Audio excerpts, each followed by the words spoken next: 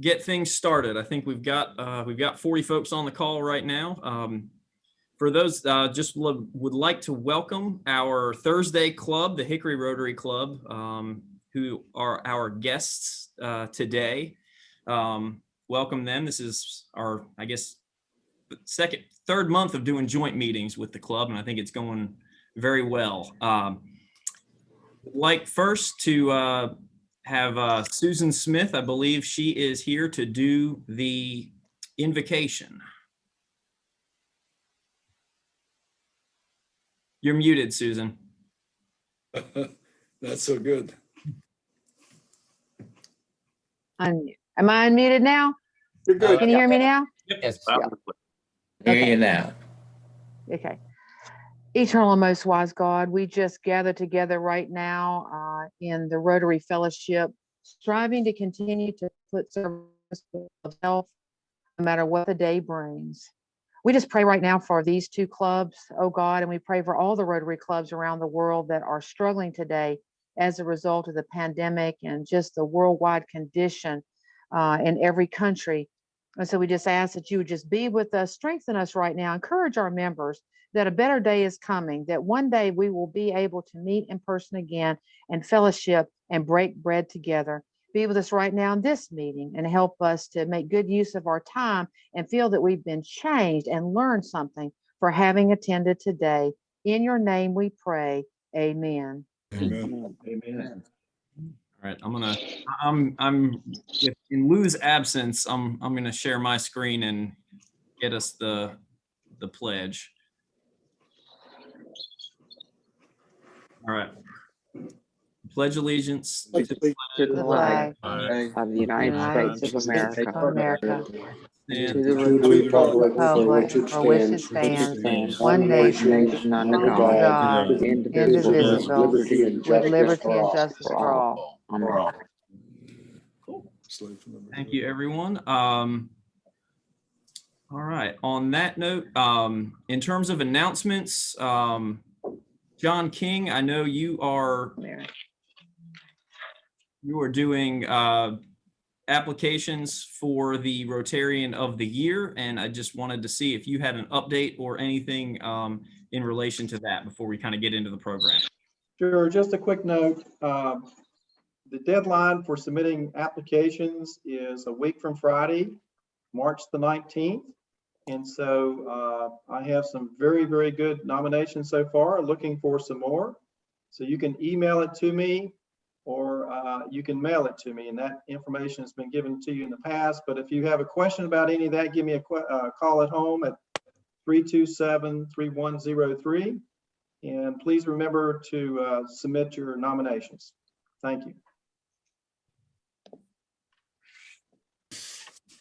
Thanks, John. I'm not sure if Chris Cazell is, I don't believe Chris Cazell is on the call. We're finalizing our soccer tournament is planned for May 1st and 2nd. May 1st and 2nd. And I don't know if there's anybody on the call who has any updates related to the soccer tournament in Chris's absence. All right. Still looking for offers of things for the goodie bags.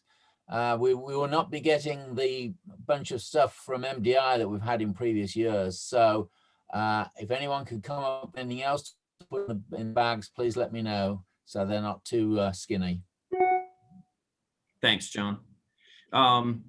Tara, as president of the Thursday Club, do you have any updates or announcements? Thank you, Dave. Actually, we do have some announcements. I'm going to pitch it to Benita Ferretti, who's our chairwoman, one of our co-chairs for our Rotarian Idol, which is coming up very soon. We're going to be sharing it on the district page. We want everybody to participate. So, Benita.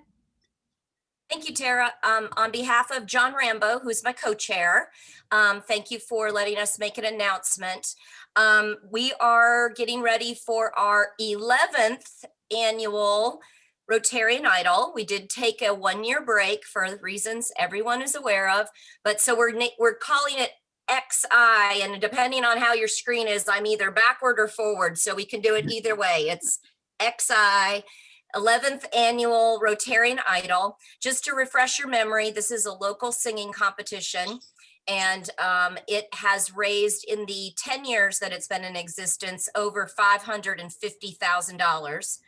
Those monies have all been given back out to, most of them, to the local community through various education programs, college scholarships. We fund the Dolly Parton Imagination Library, and several other things. The Wilmer Jenkins art competition, or I'm sorry, Teacher of the Year, and also the art competition that's held at Hickory Museum of Art. So we fund lots of local programs through the efforts of this. It is coming up March 27th. That's a Saturday.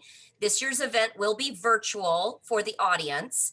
Our singers and our judges will be in person at the Salt Block, but we will have no live audience. So you can purchase a ticket.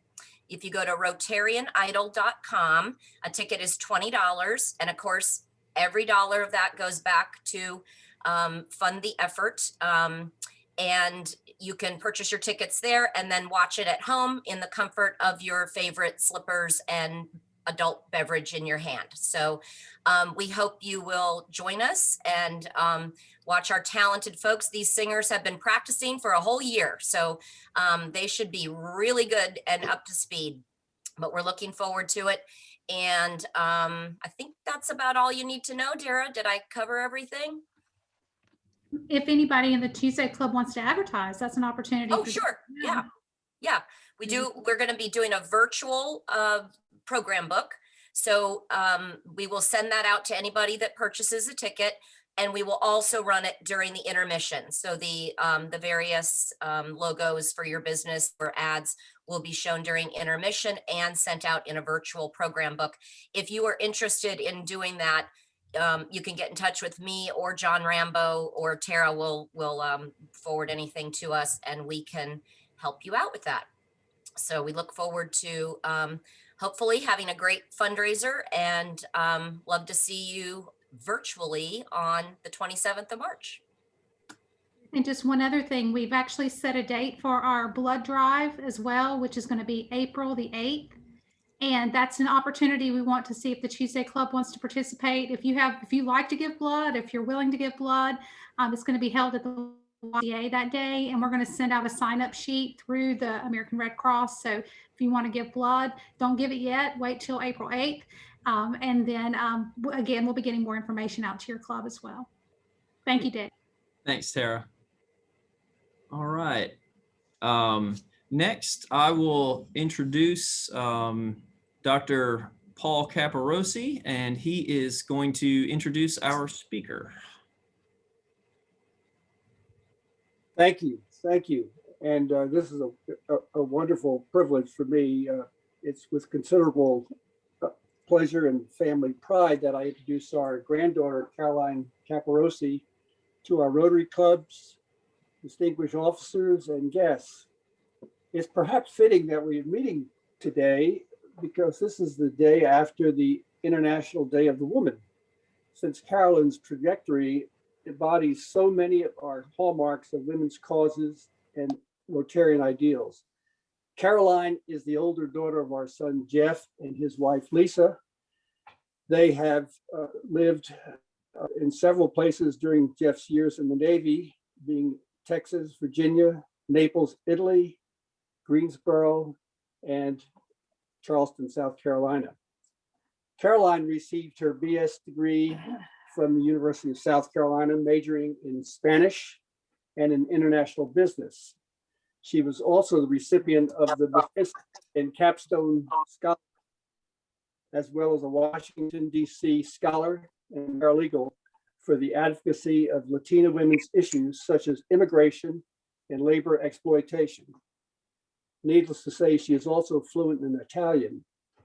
As a result of her current work in Modena, Italy, she received a first place leadership award from the United Nations Major Group for Children and Youth this year.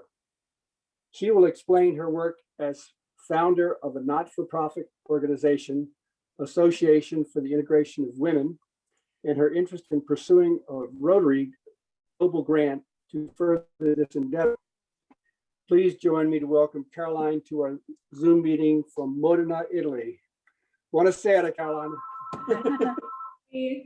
Opa, I think you need to come be my PR person. Thank you, hon. Thank you so much for having me.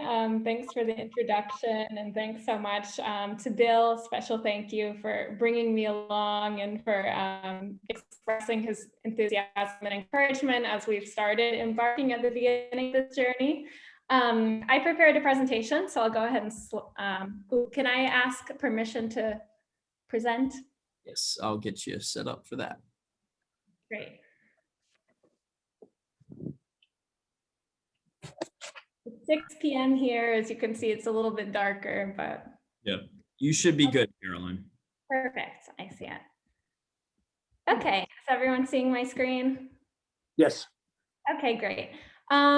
So here I'm very happy to introduce a project that's very close to my heart. So as my OPA said, I have always worked in the nonprofit sector, and I've always been one of those people where I'm very passionate and there was kind of no other option for me. So I started being kind of passionate about these issues actually in high school when someone that I knew was facing deportation, and I started doing a lot of research about the DREAM Act. In university, I then decided to major in Spanish, and I worked for a consortium for Latino immigration studies. We did a research project for the state of South Carolina to ensure that during disasters and after emergencies, there was sufficient information in Spanish for a large non-English speaking population, first generation immigrants. And then I also went up to DC where I worked to support women who were survivors of domestic violence mostly. So my background was in research and in legal advocacy. And then I kind of met my Italian boyfriend, decided to move to Italy, and was very fortunate to have found a job working for a large nonprofit by the chef Massimo Bottura. And it's a nonprofit that works to recover food waste all over the world and open these community centers that transform this food and give it to people in need, but also kind of activate like cultural and creative projects with communities. So in that role, it was my job to look for global partners. So a similar process that you are all familiar with probably as you look for grantees, even locally. So looking for best practices, finding what's working, getting inspiration. And I was kind of the last years living in Modena, always taking note of things that I thought were particularly innovative or effective. Meanwhile, as I'm living in this beautiful small town in Modena, Italy, I'm kind of looking around me and seeing a massive need for integration services for migrant women. So this is Modena, this is our main piazza. And it's famous worldwide for balsamic vinegar, Parmesan cheese, Italian products that we all know and love. But you would never know if you walk down the streets of Modena that it's home to migrants from 135 nationalities. And that in 2018, almost half of babies born in Modena were born of migrant women. So basically one day I was walking to work and I met this young woman. Her name is Ella. She's a Nigerian refugee. And she was at that time when I was, 2 years ago, not speaking Italian very well. She was another 25-year-old girl who spoke English. And so we instantly formed a connection.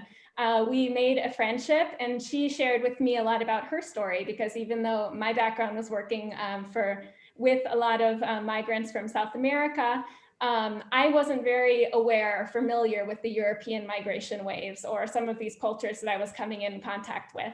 So Ella shared with me that her aspirations, that she moved to Italy because she wanted to continue her school, and she wanted to be the first woman in her family to work. But she had been there for 3 years. She was waiting for documents. She kind of fell into this disempowering process that many, many migrant women fall into, where they're not able to really establish themselves and integrate. So we started to ask around and do a lot of research. We found that migrant women between the ages of 25 and 35, so young, full of potential and ambitious, are the most disadvantaged group of people to integrate socially and economically in Europe for a series of reasons. And we basically found out that Ella's story wasn't the exception, but it was the rule. This is another picture in that same piazza now 8 months later. So we founded the Association for the Integration of Women almost a year ago on April 3rd with the mission to provide resources for women to establish roots and flourish. This is because sometimes when people think about migrants, the perception is that they're not here to stay, that maybe they can't really contribute anything or can't enrich the town in which we live. And we're trying to change that. We're trying to, we believe that these women are assets, that they bring not only human capital, but cultural capital and a lot of drive to support, themselves and have better futures for themselves and their families. And we're trying to help them get the resources in order to become these productive members of society. So we started going around to social services and every nonprofit in Italy and every city council person and the town council and the mayor, and basically asking lots of questions, saying, is this true? First of all, is this right what we're seeing? Is it aligned with the priority, to integrate these women? And who can we work with to do this? Or is anybody doing this? And so we've been on this kind of data gathering mission for the first 6 months of the project development. And all of that, affirmed that there was a massive opportunity for us to be doing this work and that no one else was doing it. So we did a lot of research about the models I was saying before, what's working globally, and we developed training. We developed 3 programs based all around behavioral change. So this idea that if you increase and give someone motivation, capacity, and opportunity, you can have a real impact on their life, but only if you're kind of always looking at those 3, not if you just give someone training and help them, but give them no opportunity, they won't take the next step forward, for example. So the first project I started to develop, seeing as I worked for a chef and I was part of a culinary network, was a culinary program, because I thought in Italy, what a better way to create more social cohesion and to show the value of these women than through food, where food is so symbolic, it's so communicative, especially in our culture.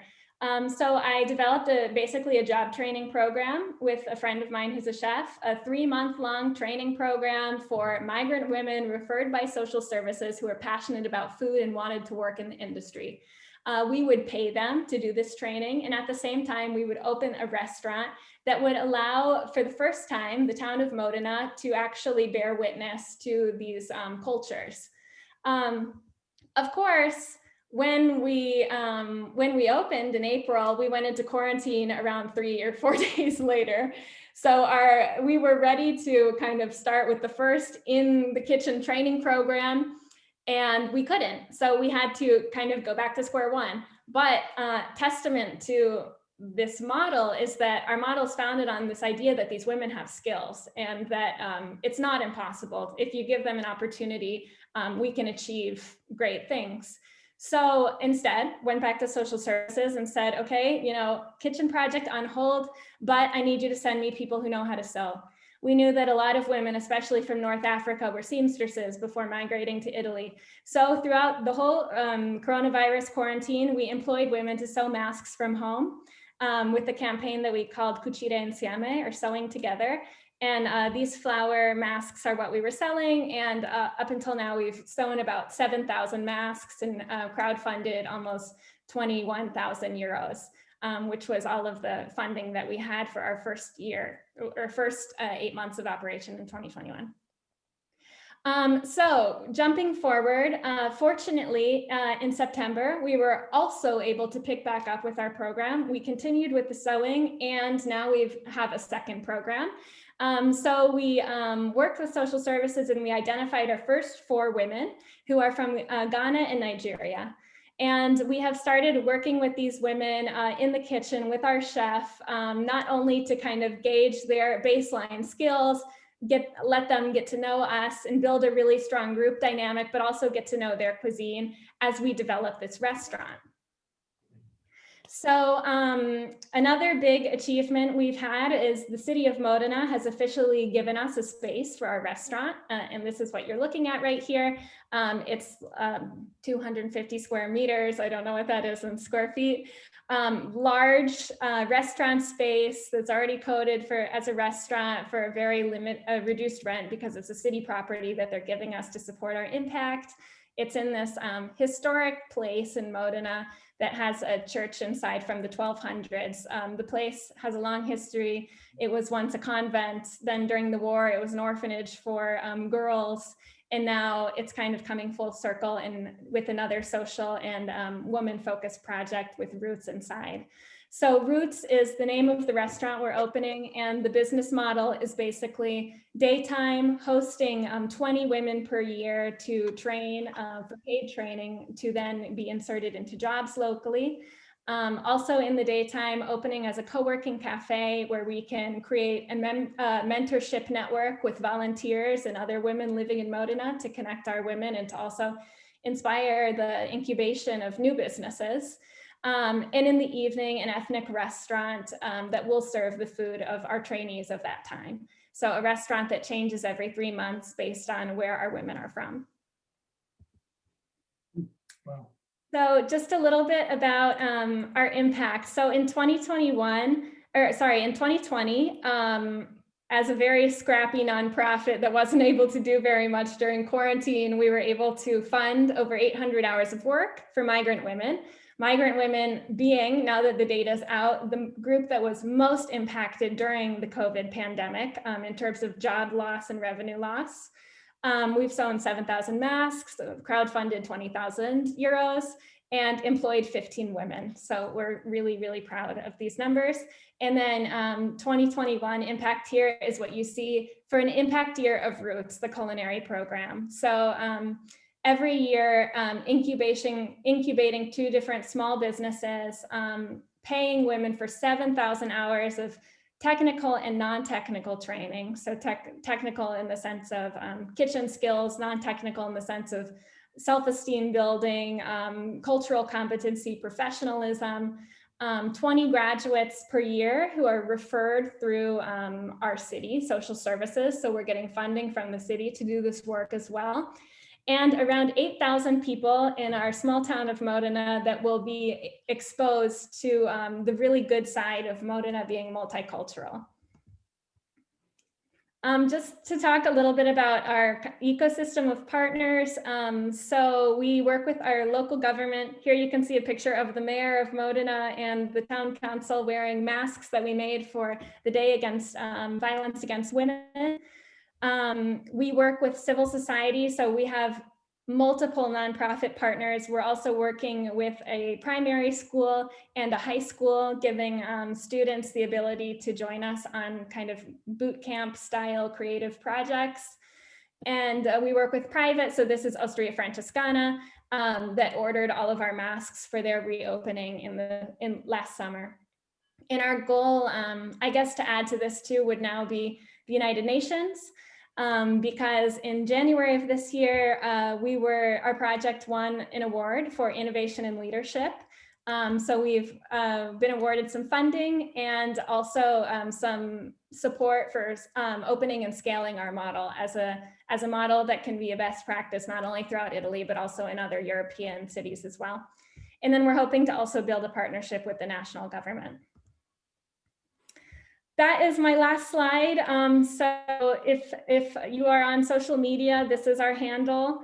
And I can also post the website in the chat. And this is what we often say. And it's a good way to kind of wrap up after yesterday, International Women's Day, that investing in women is investing in future generations. It's investing in the people that invest in everybody else, as Melinda Gates says. And it's really solving problems before problems are created in society. So thank you very much for your attention, and I'm open to questions.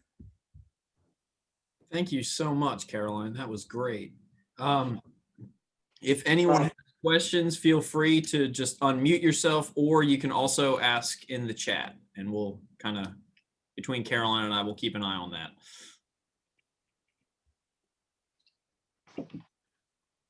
Ciao, Carolina.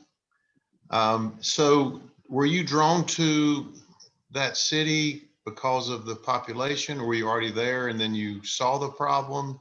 It's kind of strategically between Florence and Venice, it looks like. And Yeah, in Milan. So Modena, no, I did not come because of this project. I came because my boyfriend works at Ferrari.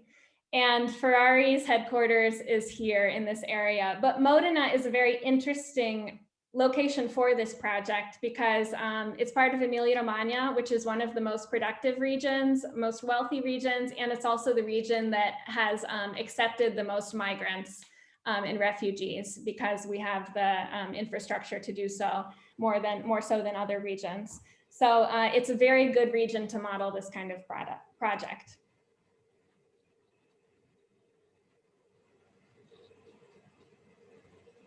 Caroline, if Rotary International help you and we could find a local club willing to accept their portion of the work, what would be the best thing that Rotary could do for you? Yeah. So we have built a financially sustainable project with the restaurant. And this was really important to me because I've worked in nonprofits my whole life, and it's frustrating and kind of disempowering to always have to fundraise in order to keep the lights on and to continue. So we wanted something with some kind of sustainability. That being said, restaurants are not profitable the first 2 years. So right now, in order to open, we are raising a certain amount of money to cover the restructuring. So buying the furniture, building out the kitchen, and also covering the first 1.5 years difference of what we're expecting in our 5-year financial plan. Year 3, we already are anticipating a profit in which goes back funneled into the expansion, maybe a new location, or maybe investing in the business incubation of one of our women. Thank you.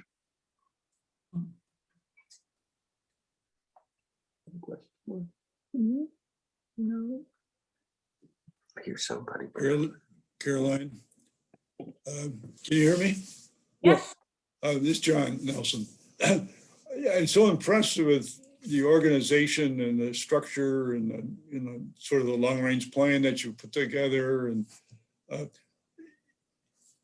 you done this all yourself, or there's been key people involved, and it's just incredible what you've accomplished? Thank you. Yes, so when we founded in April, I gathered a team of my friends, really, but friends who have very complementary skill sets. So we try to run a really an organization based on best practices. So we have consultants working at Deloitte that help us with kind of our monitoring and efficiency. We have someone who opened a super successful restaurant chain in Seattle. All people that have found themselves living in Italy for whatever reason, maybe not all of whom were able to establish careers actually here, because it's difficult if you don't have a high level of Italian, and not, working styles different and not everything translates. So it's actually been a really interesting group of people to tap into and to kind of channel all of this maybe built up energy and dedication into something. Oh, great. Thank you. Yeah, Caroline, this is Nancy John. Meek. Go ahead. Caroline, do you work with your local farmers market and things of that sort to use the produce, and or working organic and things of that sort? Yeah, that's a really interesting question. So we're building them into our network. We're not currently working with them because we just, until we open the restaurant, we don't have a really large need for produce at this point. But it's a really good question, as we're trying to right now study where our supply chain for food and how we can we can be authentic in that some of the food we're going to have to order is going to be imported food likely. We're going to see what we can farm here actually to see what's possible, and also substituting things that can be substituted to kind of make our whole project more environmentally sustainable. Well, a friend, I have a good friend who is in charge of all the farmers markets and the agritourism in Italy. If I can help connect y'all, I'll be happy to do that. At Slow Food, or?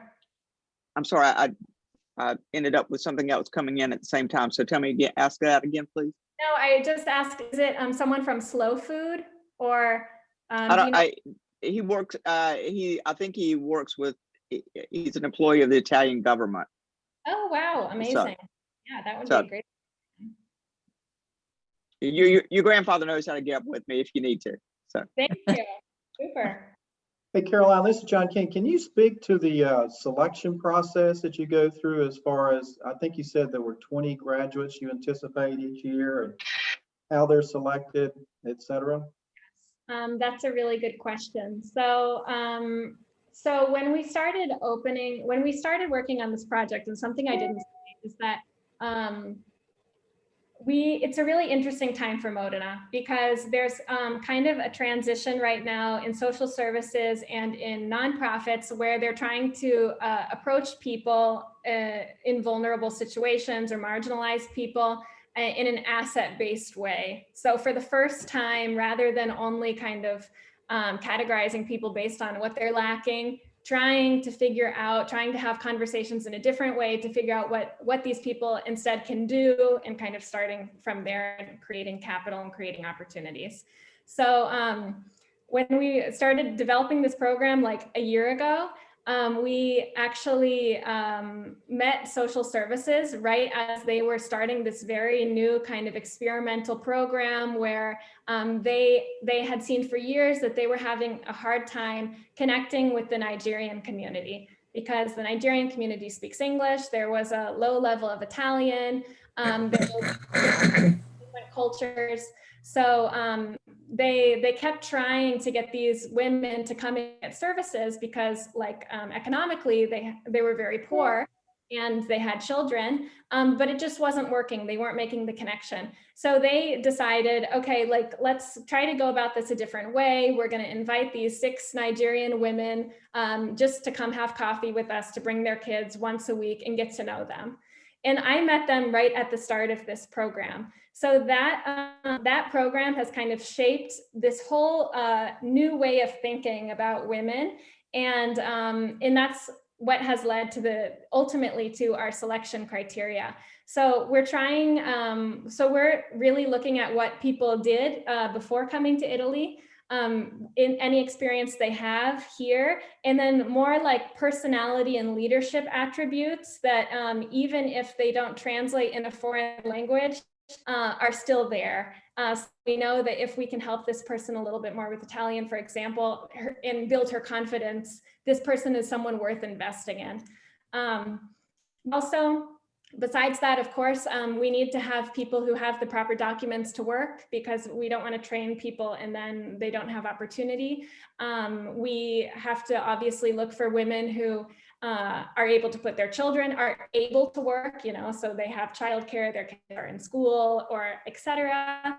And what we've done is basically create this kind of social safety net where if maybe we see a woman who would be perfect for our program, but needs X, Y, and Z before coming to us, we can connect her, we can kind of have a longer process and connect her back with another nonprofit that maybe will help her with housing. And then 6 months later, she might be eligible for our program. I hope that answers the question. It was kind of a roundabout answer. Very good. That was great. Thank you. Caroline, this is District Governor David Wagner, Rotary Club of Lenore, and fantastic organization you've got going there. And I'm really happy I was able to plug in today.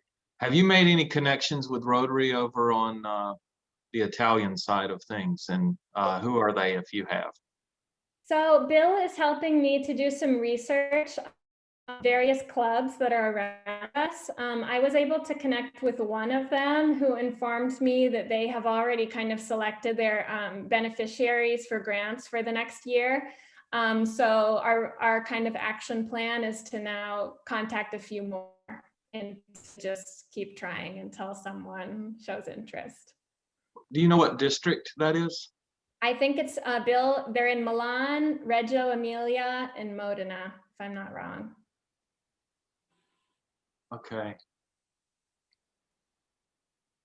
I was just wondering if I'm connected to that governor. I know one of the Italian governors in District 2080. So, and he's in Rome. Oh, okay, okay. So that might not be the same district, but I'll try to figure that out. Okay, yes, that would be great.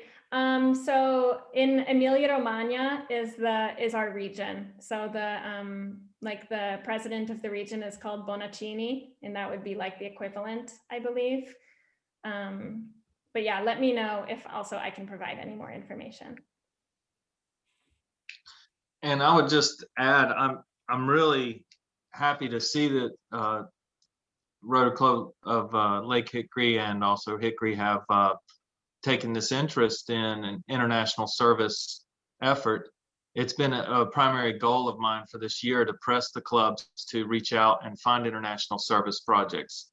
And one of the things I would add is there's a little bit of a benefit, if you will, to trying to push something through sooner rather than later, because in this Rotary year, right now, we can get we have something called district designated funds, and we will get 100% match from the Rotary World Fund until June 30. And at that point, it switches to 80%. Okay. So there, if we can pull something together, that'd be fantastic. If not, then we just figure it out. But Okay. just wanted to throw that out there for the benefit of the clubs and everyone involved. Caroline, it's Europod. Can you hear me? Yes? Yes. Okay.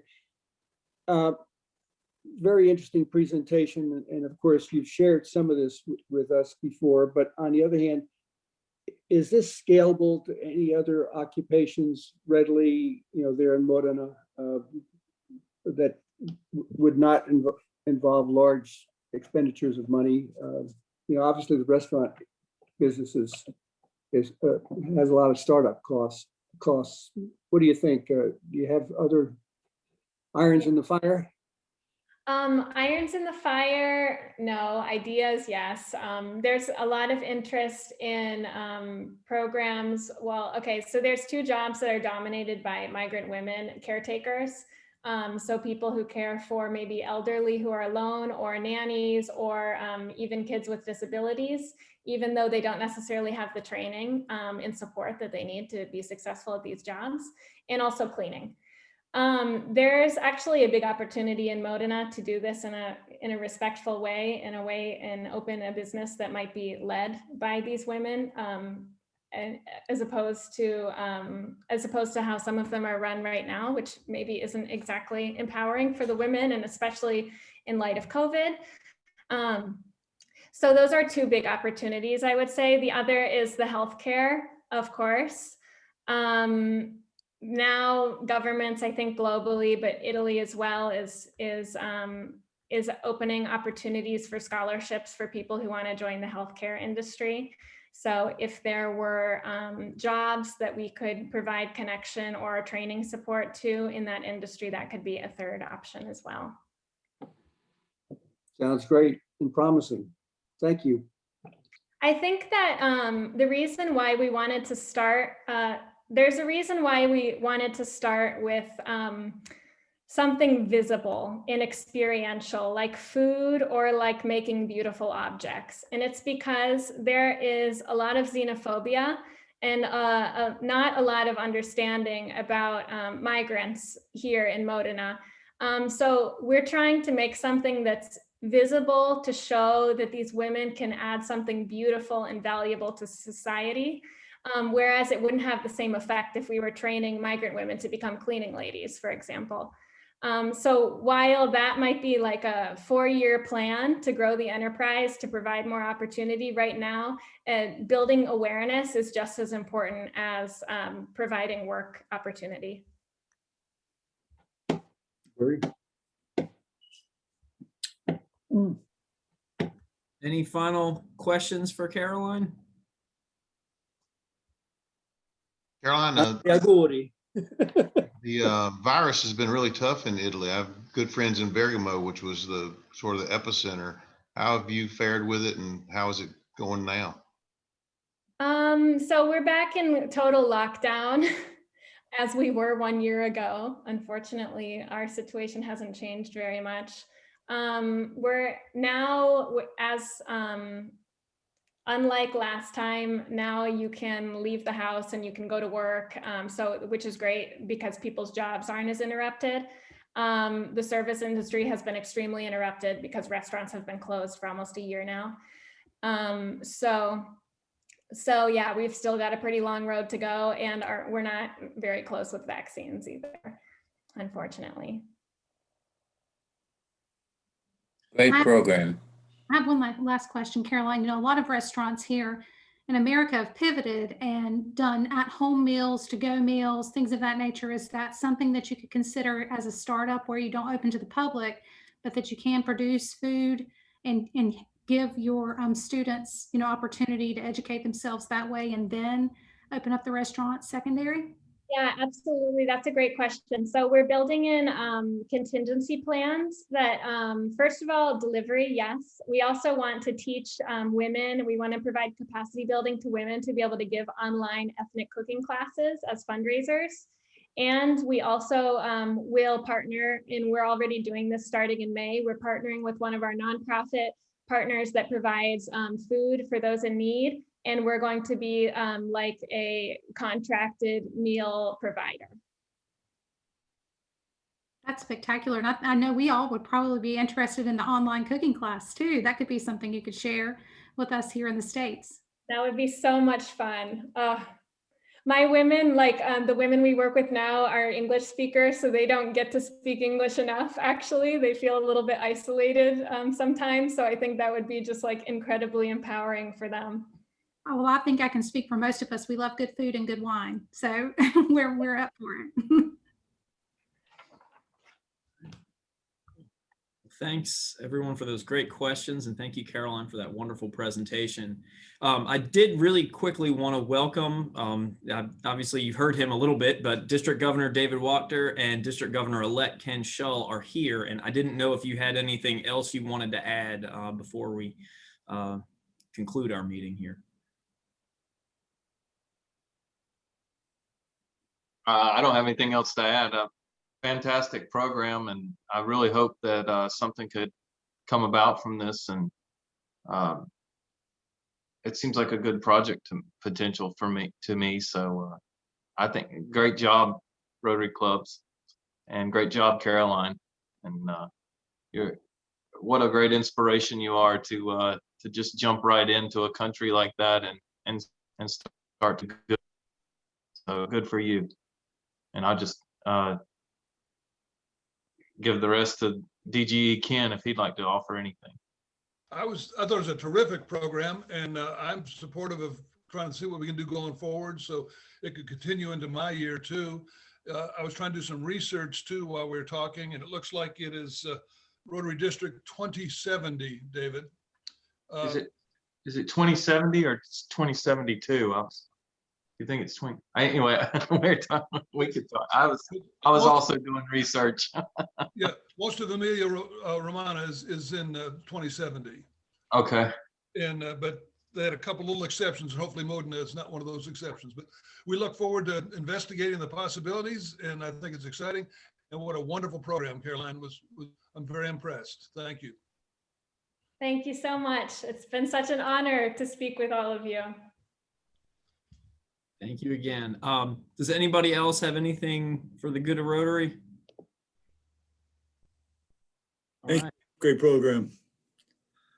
with that, let's adjourn with the four-way test of the things we think. Things we think, say, Say or do, Is it it is true? true. Is it will it build a better friendship? Will it be beneficial to all concerned? Bye, everybody. Bye. Bye. See you later.